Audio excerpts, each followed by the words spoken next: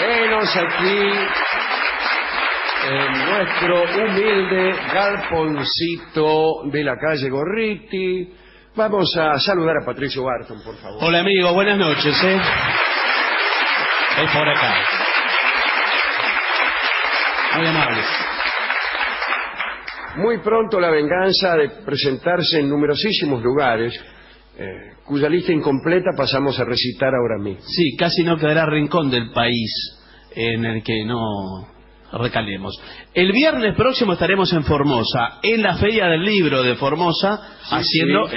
El programa allí. Y muy pronto, por ejemplo, el 1 de julio, estaremos en Avellaneda, en el Teatro Roma de Avellaneda. Las entradas están disponibles en Platea.net, en ese caso.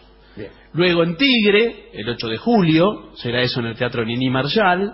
Luego en Ramos Mejía, el 9 de julio, el Día Patrio, en el Teatro Don Bosco de Ramos Mejía. Y el 14 de julio en Corrientes, que todavía no hemos dicho mucho de esto, pero vamos a estar también en Corrientes, en el Club Boca Unidos de Corrientes, mire usted. Bien. Hablaremos esta noche del Templo de Jerusalén. Saben ustedes que el rey David, de quien hablamos varias veces en los últimos meses, fue un gran rey por distintos motivos. Él reunió las funciones reales y sacerdotales, creó una capital nacional, que fue Jerusalén, que era una capital política y también religiosa, ¿no? Era, ustedes me dirán, era un poquitito perverso, puede ser, sí, en forma ocasional, pero era un hombre de profundo sentimiento religioso. Y también tenía cualidades artísticas. Según la tradición, era músico, poeta y salmista. Era músico, cantor, herrero, sastre, barbero, ebanista, carpintero, domador puro, artesano y a veces, por ser humano, hacía de curandero. Además, sus resultados militares no tuvieron igual en la historia de los judíos. En Jerusalén realizó construcciones de gran importancia. Además trajo el arca, que era la reliquia más preciosa que poseían los israelitas, y la depositó en su propia ciudad. No el arca de Noé, estamos hablando del arca de la alianza. Y cabe contestar a la pregunta, ¿qué era el arca de la alianza? Que aparece en todas las películas, nombrada, pero nunca se sabe muy bien qué era. En verdad, se trataba de un humilde mueble religioso que originalmente contenía el pacto con Dios. Era simplemente un cajón de madera de 1,20 por 75, sostenido por varas. No era un objeto del culto que mereciese veneración. Sin embargo, los israelitas asignaban cualidades divinas a las palabras de Dios, de modo que como allí guardaban las tablas, en cierto sentido, la deidad vivía en el arca. Muchas veces el arca era llevada a la batalla como emblema de guerra, y en los viejos tiempos había sido el centro físico del culto de Israel. Y el que sí construyó un templo fue el hijo de David, Salomón. Ya hemos hablado de él. Era un hombre bien distinto a su padre, un hombre secular. En realidad se convirtió en algo muy parecido a un monarca del cercano Oriente. Su reputación de saber se basaba en una disposición a mostrarse duro. Introdujo el trabajo forzado como forma de servicio nacional, y el primer libro de los Reyes dice que había 80.000 hombres en las canteras, 70.000 transportando piedras y 30.000 talando los cedros del Líbano. Para hacer el templo, ¿no? En el orden militar creó Salomón un gigantesco ejército de carros. Parece que tenía unos 1.500 carros y más de 4.000 caballos. Voltaire, que siempre está al acecho para desmerecer todo lo que tenga algo que ver con Israel, dice que se trata de un número demasiado elevado, el de 1.500 carros, 4.000 caballos, demasiado elevado por un país que no tenía absolutamente ningún camino. Bueno, Salomón estableció altos impuestos. Fomentó el comercio y se casó por razones comerciales con hijas de todos los príncipes vecinos. Sin ir más lejos, fue marido de la hija del faraón de Egipto y anfitrión de la famosa reina de Saba, que llegó de Arabia Meridional para promover el tránsito de mirra, incienso y especias. Salomón tenía una alianza política con Hiram de Tiro, otro gran monarca traficante. Las relaciones diplomáticas incluían concursos de adivinanzas, fíjese, en las que se hacían fuertes apuestas en efectivo. Esas son relaciones diplomáticas.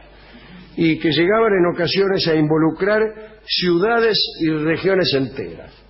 Te juego la ciudad de Damasco a que no adivinás que es una cosa que tiene patas pero no camina, que tiene ojos pero no ve, que tiene pelos y tiene plumas. Esa puede ser una adivinanza. Bien, Salomón y Hiram se la pasaban acuñando enigmas que a veces contribuían a mejorar la economía de sus países. Claro, cuando uno acertaba el enigma del otro. También eran socios en una flota de naves que iban al país del Ofir, allá en África Oriental, posiblemente en el Cuerno de Somalía, digo yo. Los dos reyes comerciaban en animales raros y también en madera de sándalo y de marfil. Bueno, este hombre, Salomón, vendedor de armas, poeta y administrador de una justicia que se complacía en el capricho y la paradoja, como sabemos todos, este tipo fue el que construyó el templo. Desde luego, hoy nada queda de la Jerusalén de Salomón, que fue sumergida, o del templo de Salomón sería mejor decir, de Jerusalén tampoco, pero el templo de Salomón fue sumergido bajo el enorme templo que más tarde erigió Herodes el Grande. El libro de los Reyes describe el templo de Salomón. Tenía 3 alas, cada una de 10 metros de ancho, un salón santo de unos 20 metros de longitud y el Sancta Sanctorum, que está allá en el fondo, de 10 metros de lado, un cuadrado, ¿no? Que era mantenido completamente a oscuras, como ocurría en el Sancta Sanctorum de los santuarios de los templos egipcios. El edificio no se parecía nada al estilo de Israel. Los albañiles y los artesanos eran fenicios. 2 pilares de bronce, cada uno de 12 metros de altura, protegían un altar revestido de oro. La madera de cedro cubría el piso y los muros. En el Sancta Sanctorum estaban las reliquias del culto de la antigua religión de Yahvé, el arca de la alianza, pero también el cayado de Moisés, la vara de Aarón, el jarro de maná y aquel almohadón de piedra sobre el cual descansó la cabeza de Jacob cuando tuvo su famoso sueño de la escalera. Pero para la época de la caída de Jerusalén, en el año 587 a.C., caída de Jerusalén a mano de los babilonios, ¿no? Todas esas cosas ya habían desaparecido hacía mucho tiempo. Salomón aprovechó el tiempo también, pero aprovechó el templo para promover una reforma religiosa orientada hacia el absolutismo real, en cuyo marco el rey controlaba el único santuario donde podía venerarse a Dios. No había templo en todas las localidades. Ese era el templo. El templo de Salomón fue demolido junto con gran parte de la ciudad por las tropas de Nabucodonosor, ¿no?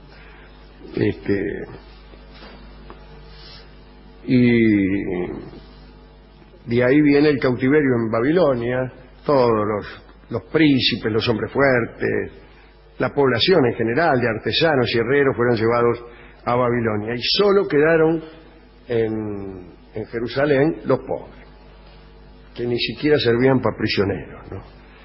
Algunos judíos, como el profeta Jeremías, dieron en pensar que la resistencia era inútil, puesto que la destrucción de Jerusalén era la voluntad de Dios y Nabucodonosor era finalmente un agente de la voluntad de Dios. Cuando la ciudad cayó, el profeta Jeremías fue obligado a instalarse del lado opuesto de la frontera egipcia y allí continuó denunciando los pecados que habían acarreado la venganza del Señor. Pero el templo fue edificado nuevamente por Herodes el Grande, un rey que fue al mismo tiempo un político brillante, un estadista sabio, pero también un hombre sanguinario, supersticioso, ingenuo, un poco loco, y es nada menos que el gestor de la degollación de los inocentes. Es evidente que Herodes se atuvo al modelo de Salomón. Su objetivo fue perpetuar su memoria en construcciones celestiales, pero mejor dicho, colosales, gastos grandiosos y también inauditos actos de beneficencia. Veía un tipo y le regalaba, qué sé yo, media provincia. Fundó y construyó la ciudad nueva de Cesarea, que era una ciudad que tenía un gigantesco puerto y un anfiteatro, así como las ciudades romanas. Ahí se celebraban juegos cada 4 años, y había una gigantesca figura del César, que según Flavio Josefo, no era inferior al Júpiter olímpico, una de las 7 maravillas del mundo. En el año 22 a.C., convocó Herodes a una asamblea nacional y anunció la obra de su vida, la reconstrucción del templo. Para ello hubo que demoler lo que quedaba, lo poco que quedaba del templo de Salomón. La totalidad de esta construcción llevó 46 años.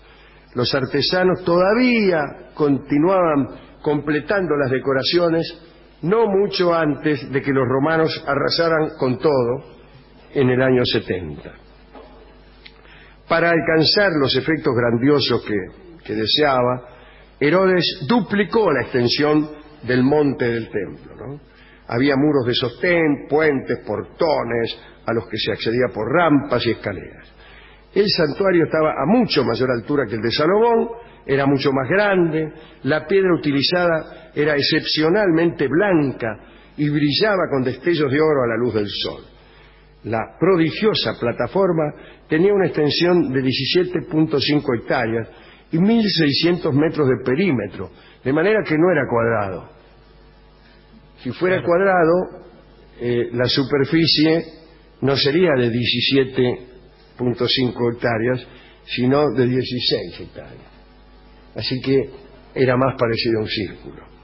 Bueno, las columnas corintias, esa forma de flor, tenían 9 metros de altura y eran tan gruesas que, qué sé yo, ponga ahí ahí pone lo que quiera. Sí. 3 hombres con los brazos extendidos no la podían agarrar. Bien. ¿Cómo la quiere de gruesa? Le dijeron los albañiles a Herodes. Y si la quiero que 3 hombres con la mano extendida no la puedan agarrar. Es la unidad mínima con la que se mide, tipo con mano extendida. Tipo con mano extendida. De M3, de M2, de M4. Agarrar, claro. Que no la puedan agarrar. Es una unidad mínima de... Los peregrinos llegaban por centenares de miles en las grandes fiestas. El patio exterior estaba abierto a todos y en sus puertas y claustros los cambistas de dinero, los tipos estos... sí, los arbolitos de Florida. Cambiaban monedas de todo el mundo por los ciclos santos que se usaban para pagar las tasas del templo. Y esos hombres fueron los que provocaron la furia de Jesús. Los sacrificios normales eran 2 corderos al alba, y otros 2 al atardecer. Los coreutas es mejor, ¿no? Cantaban acompañados por una orquesta. Cada año se consumían 2.700 kilos de incienso, no es mucho. Durante las peregrinaciones, cada peregrino ofrecía por lo menos un sacrificio individual. De modo que, sáquele la cuenta, miles de animales debían ser muertos en tiempos muy breves. Los judíos de todos los rincones de la diáspora aportaban dinero y vajilla, y el lugar se convirtió en el tesoro general de toda la riqueza de Israel. Pero en el año 66 estalló una revuelta. Ya desde la muerte de Nerón, las relaciones entre los judíos y Roma se habían deteriorado. Además, un odio cada vez más acentuado fue creciendo entre los griegos y los judíos. ¿Por qué digo los griegos y no los romanos? En verdad, los gentiles, los no judíos, helenizados, eran la élite de Palestina. Ellos integraban la clase de los ricos y fueron desarrollando, a semejanza de los griegos de Alejandría, un sentimiento antisemita. En esa época comenzaron las fábulas en contra de los judíos que se repetían interminablemente, ¿no? Que iban de adoración de asnos hasta sacrificios humanos, que es toda esa colección de calumnias. Y los romanos, que en principio eran buenos amigos, fueron distanciándose a partir de la adopción del culto al emperador, que naturalmente los judíos se negaron a aceptar. Y en el año 66 la guarnición romana, mayoritariamente integrada por soldados griegos, fue atacada y masacrada. Y desde el comienzo esta revuelta fue una guerra civil y también racial entre griegos y judíos. Pero fue también una guerra civil entre judíos, porque la clase alta de Jerusalén apareció bastante identificada con los griegos.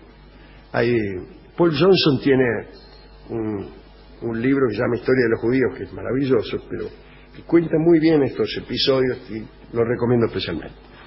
Bueno, llegó, como sabemos todos, primero Vespasiano, era un emperador bastante poco recomendable, y después su hijo Tito, llamado también Ernesto. Llegaron desde Roma con 70 o 60 mil hombres y Jerusalén cayó. Los habitantes fueron vendidos como esclavos, el templo fue destruido y las murallas reducidas a escombros. Y hoy solo queda un pequeño fragmento de aquella grandeza. ¿Cuál es ese fragmento? El Muro de los Lamentos. El Muro de los Lamentos es el último pedazo que queda del templo de Jerusalén, construido por Herodes sobre las ruinas del viejo templo de Salomón. Hemos ido a la discoteca y le hemos contado toda esta historia de nuevo. El tipo dice, no, Muro de los Lamentos. Sí, ¿qué pasa? Ya está, ya tengo. Lamento se llama esta canción. Y es una canción que escucharemos en la versión de Antonio Carlos Jobim. Es una hermosa canción brasileña que es como un homenaje a un fragmento. El fragmento del templo de Herodes, que hoy es el Muro de los Lamentos. Adelante.